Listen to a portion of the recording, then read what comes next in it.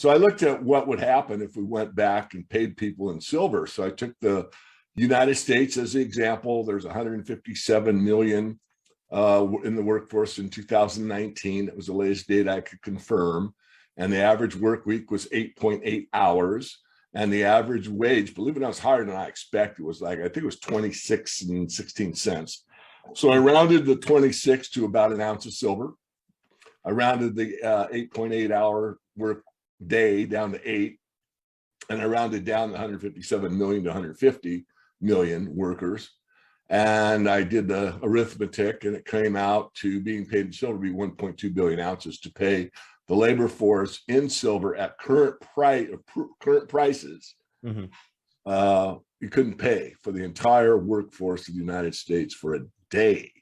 And then, of course, the next slide brought up, well, how could you be on a silver standard for 400 years?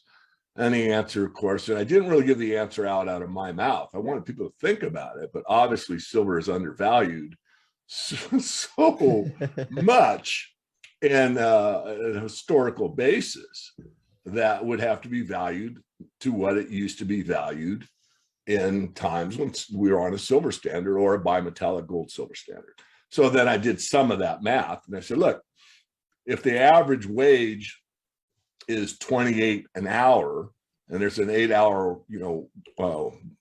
day, and then I'll round it up to 30 times 8 is 240.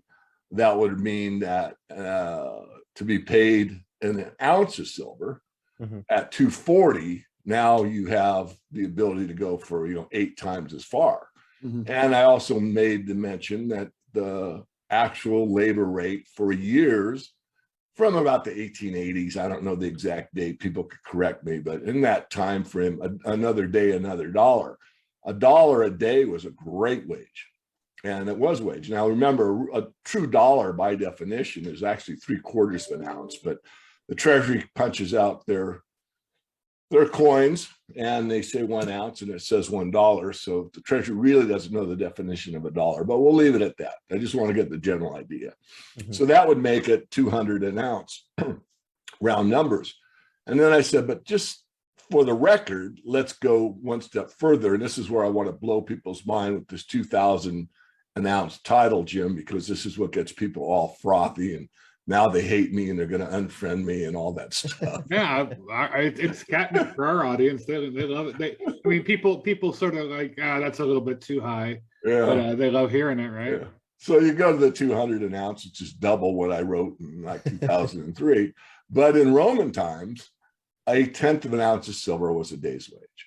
So obviously that's 1/10 the amount, which means you have to take that 200 and multiply it by 10, and that's how you get to 2,000. So I didn't pull the number out of the air. I didn't pull it out for purposes of causing me to be unpopular or to run for political office. I just did it